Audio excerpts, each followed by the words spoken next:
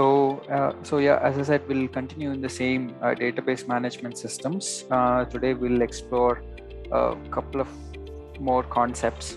Um, so just to give a quick recap, last time we were looking at what an RDBMS is. We have seen a different varieties of RDBMS that are available based on the user needs. So based on what type of usage are we doing? If it's a small scale, we might go for these options which are listed down under the desktop option. And likewise, we have seen a few other examples also at a medium scale and at a large scale consumption. And we have seen we have also seen a couple of other concepts, something called as client server model, which all the RDBMS systems work with. We have also seen a few examples of what are the popular clients which we can use to connect to these RDBMS servers. And today we'll try to see, we'll continue from here on. So first we will just try to understand how whenever you install an RDBMS, be it anything, a SQL Server or MySQL or any other as well, how these RDBMS servers work. There's a typical common nature to this thing. We will, and problem also inside that. We'll try to understand what the problem is, and we'll see how to resolve that problem. So how these database servers, right, SQL Server, MySQL, all of these things, they are designed to actually run on a dedicated hardware. So let's say, for example, what does that mean is basically database servers will always want to have control on whatever the hardware they are installed on. So this is why whenever you work with the client system, whenever the clients have put their database server on a particular, they create a dedicated server for the that particular database server itself. So particular system only for that particular database server. So this is why is it? Because database servers, it's because of this nature of the database servers, they tend to have complete control on the server which they are installed on.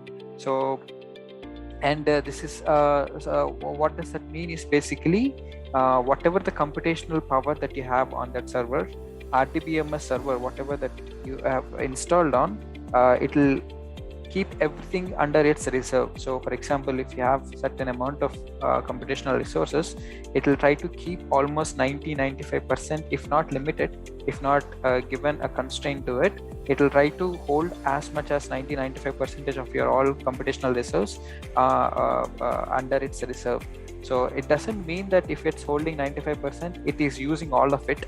It may be only be using actually 10% or 12%, whatever, based on the current activity or how many queries, how many users have connected to that server at that particular point in time. It will vary up and down, but no matter what the activity is, these database servers will tend to reserve almost your entirety of your computational resource. This is some similar case we have actually, I and Sanjay came across in one of our recent projects as also client projects.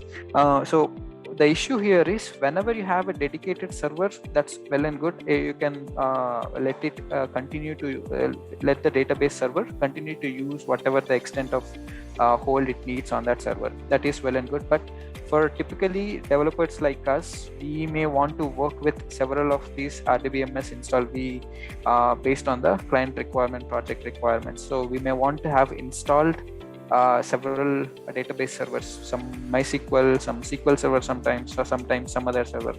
So whenever we install multiple of these database servers in our system, which our system basically, obviously we will use it for several other purposes, right?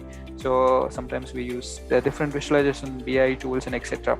So but whenever these servers are running, and it will tend to affect your performance. So some other applications may run slow, some other so your laptop will not work efficiently for you to be able to use all other applications that you have installed on your system. And in the worst case scenario, when you have multiple servers installed, let's say MySQL is also installed, SQL Server installed, and something else is also installed, database servers. All these three servers themselves, among themselves only, they'll compete for more resource. And in that particular fight, the rest of the applications on your system, they will tend to have very minimal control on your system, and they may not perform efficiently or effectively, right? So your system will go very slow. So for developers, it's important to find a solution for this problem, or else the systems they'll not be very efficient to work with. So, and the solution for this sort of a problem is something called as containers. So let me give you so containers are basically in the same system that which you are working on. Containers are considered as isolated sub machines in your machine. So what does that mean is, and they are basically used to restrict this RDBMS access to the entire machine. Let's say you have a computer, so you are basically, this container will allow you to carve up a particular part of the computer, of your computer, allocate a certain number of resources to it, and install your RDBMS or database server inside this container. So your RDBMS server thinks that that's the only access it has, and it cannot control outside that container. So that way, no matter how many database servers that you want, you can create one container for each of these things, and that RDBMS or database servers will only act inside that container. It will not have control outside that, so it will not affect any of your applications that are installed outside those containers in your actual machine. So that way your applications will continue to work efficiently, effectively, and your containers will tend to take care of the all the database servers that need. So whenever you create a container, they act like, as I said, right, as the definition says, it's act like a sub machine, like almost like a computer, just like a, so you can think of it as a small machine inside of your machine, and this container will hold all the information that is required for that particular software to run perfectly. So obviously we need operating system, we need several processes that that executes the code that for us to run that software properly, all those things, and that software should be able to talk to your computer also, right? So it's obviously it's there in a dedicated container, isolated container, but if you want to import some files from your host machine, we should be able, so there should be a proper connection between this particular container that you created, communications that should be happening between your host machine and actual machine and the containers that you created. So all these things, these containers will automatically take care of. And one of the benefits of this, so this is something that I actually covered. So when we install this RDBMS or database servers inside the container will restrict the RDBMS access to the whole system, and basically, and it will make sure that RDBMS has control only in that container. And the benefits of these containers are, these containers are not very complicated to deal with. So you can create it in a couple of minutes. You can copy it. Let's say you've created a particular container and you want the same. So each container has, as I said, its own OS, its own set of specifications, right?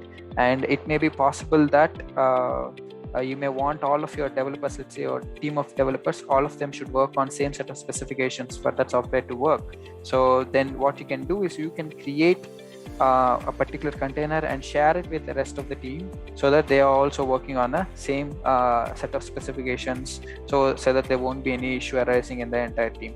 So, and also if you don't need a particular container after using it certain point in time, it's also very simple to discard it, and it'll all the memory that was allocated to that container will be back allocated to your system. So this feature of this container will allow basically developers to explore a lot of things, a lot of new softwares and a lot of developments, testing, all of these things. But yeah, so containers have lots of uses, but we'll only look at the use of containers from our perspective, from the RDBMS standpoint, how it can be helpful. So yeah, and one other thing about containers is that they work same across all operating systems. Let's say you have created container in a Windows machine, and you can copy that, send it across to some other user who is using Linux or Mac OS, and they'll also be able to interact with it in the same way as a person uses to interact with it in the Windows system.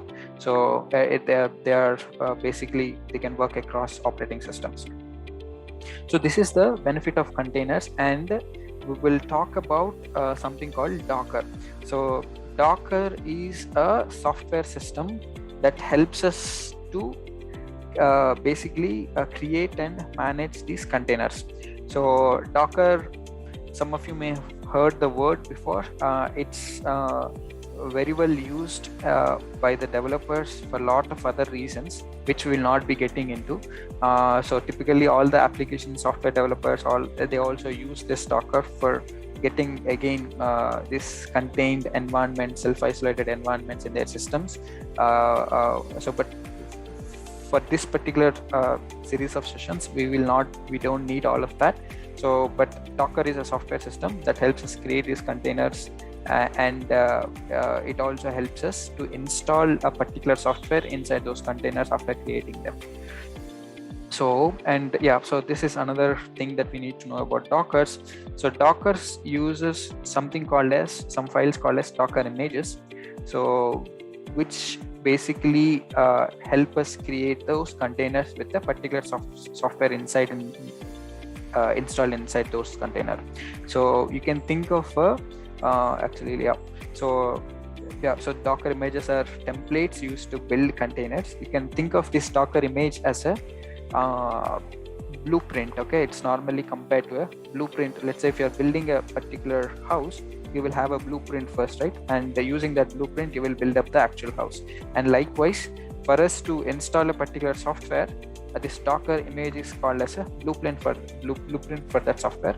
And using this particular Docker image, you can create as many containers as possible with the same software. So I can create 2 containers, each having a SQL server installed on it, right? 2 SQL servers in my own system, so with the same image, and so that's the file which Docker uses to create containers and install a software inside a container. Containers are typically called as instances created from those Docker images files. So, and apart from that, one other point about Docker is that Docker also acts like a marketplace. So all these Docker images that we were talking about, right, which we make use to create containers, these are developed by many developers, and they were shared on this Docker platform itself. So for any of other users, they can just visit this place, select the software they want, take the image file, create a container, and install that particular software using that image file inside that container. So this is a brief about Docker. We'll just quickly go through docker.com and see a couple of other things. So once you come to Docker, so this is the home page of the Docker website. You can we'll click get started here, and it will take us to this page. So Docker Hub is the place where it's actually the marketplace which I was talking about. So if you click here, here we will find all the image files that we need to download, install any softwares inside the containers. We'll come to this in a second. So, but if ever we want to install, first of all, for us to use Docker, we need to install it on our system, and from here we can download it for whatever the operating system we want, and we can install it. So coming back to Docker Hub, so here this is the search bar, and I can search here for whatever the software that I want. Let's say, for example, since we are talking about RDBMS, I'll search SQL Server, Microsoft SQL Server, and it will take me to the image file for the Microsoft SQL Server. So most of these people who develop the softwares, right, they also know that developers use Dockers also to install their software. So the vendor itself will create these Docker images for each of their softwares and provide it on Docker Hub. So you can see that Microsoft created this image file and provided on Docker Hub. So we can just use this particular, we will come to this how to install it in a container in a second. So but yeah, so we can use this particular image file to install Microsoft SQL Server inside a Docker. So any questions up until now? We'll explore it a little bit further. We'll try to get some but I just wanted to know any questions up until now. Okay, great. So now what we'll do is first let me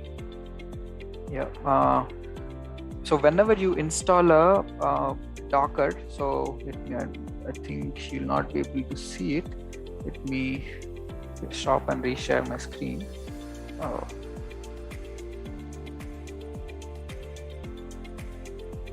Okay. Yeah. So whenever you install a Docker, it'll, so you can see this particular shortcut here, Docker Desktop. So whenever it will not have any GUI for this particular software. So once your installation is finished, so when you double click on it, it will not open up like any other typical software having its own interface and all. It's a mostly command line interface tool. So that means you will interact with this tool using the command prompt or whatever the terminal that you have in your system. So one thing that we can see is in this icon tray, I can see this particular icon here, which says that this if it is running here, if it shows up here, that means my Docker desktop is running in the background and I can start to interact with it in the this is, yeah, it's just the upgrade related web page, but we cannot control it using here. So let's close that here. So yeah, so it means that it has started and we can continue using it using our whatever the terminal application that we have. Now let me get back to the other screen. Okay, so what I've done here is we will just do a couple of small checks. Okay, we're already at 10. I'll close it in a couple of minutes. So this is my PowerShell. Okay, after installing Docker, one way we can do is we can any command that we want to pass it to Docker, we'll have to use the statement Docker first and click enter. So it'll make sure, so this is the first, whenever we pass just the Docker itself, it will give me all the commands that we have available under that particular Docker command. So let me just Docker ps. This command will give, again, no need to remember any of these things, commands. So we will get to an easier way to deal with this, but for the timing, we're just showing you all the available options. So Docker ps, it will give me all the containers that have been created so far. So you can see that it has created a table with 0 rows. So that means there are no containers currently running across. So let's quickly create a SQL Server container and close the session. It will just take a couple of minutes. It's so easy. Let me come here.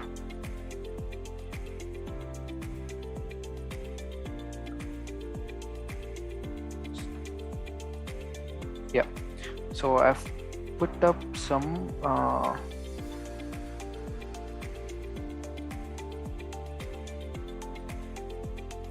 okay, so I've put up some syntax code that we want here. So let me, yeah. So again, let's go back to Docker Hub. So this is the Docker Hub, and this is the image file that which we are trying to pull and create a container for. You will find all the documentation. How do we need, what kind of code we need to use in order to install it in a container. All of it described here in detail. You can also go to resources page and you can find the documentation that was given by Microsoft itself. So it will take you to the Microsoft documentations page, and it will also give you their detailed documentation how to install and use. So one thing that is important is this particular link here.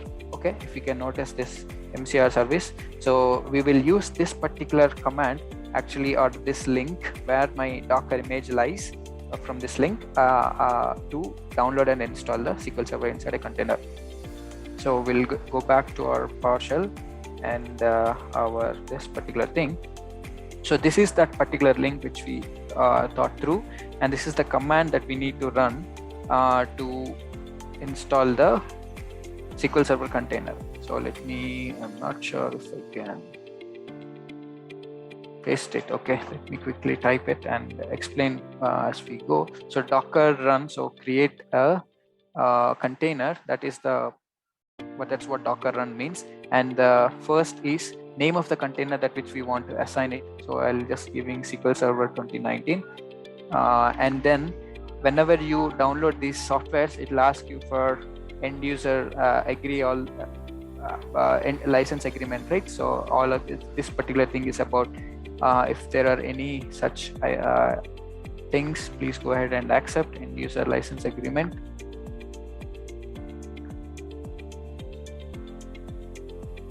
And next element that which we are providing is SA, so which is system administrator. Whenever you install a SQL Server, it will ask you to set up a system administrator account and a password for that. So it is taking in input that particular value, what password you want to set up for this particular system administrator account in this SQL Server. So let me just give you some random password there and close this. And later, this is something called ports. As I mentioned, SQL Server, this container needs to contact or have a communication that is happening between your system and this SQL Server container, right? So, and these ports that you assign here allow that particular communication piece. So if you would see, 1433 is the port number where your SQL Server reads all the inputs to that needs to code or anything.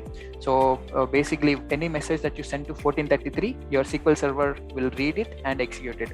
But where do you want to and 1401 is a place where you're assigning the container. So that means you're basically telling that, hey, I'm creating my container on 1401 port, okay, and anything that you any input or commands that I give on this particular port, please take it to 1433 so that SQL Server can read it. So that's what that particular command means.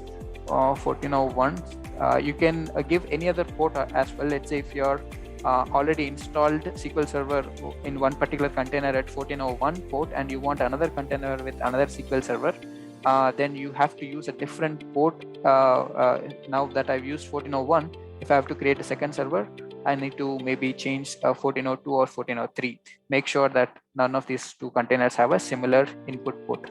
So, but all the output ports will be same 1433.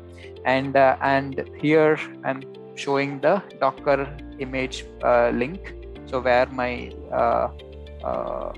the link that I've copied from the, hold on, I'm not sure if I can copy it. Let me just type it.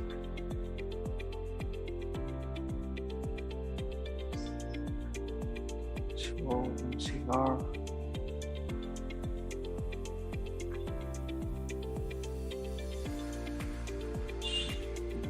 Server 2019 and latest.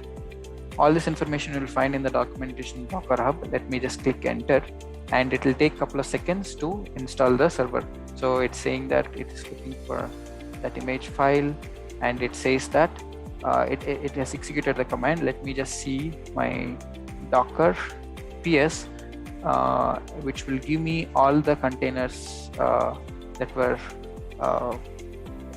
created. So we can see here, let me expand this. So there are a couple of Docker containers that will come with basic installation. Those are Docker tutorial and some GitHub repository for that tutorial.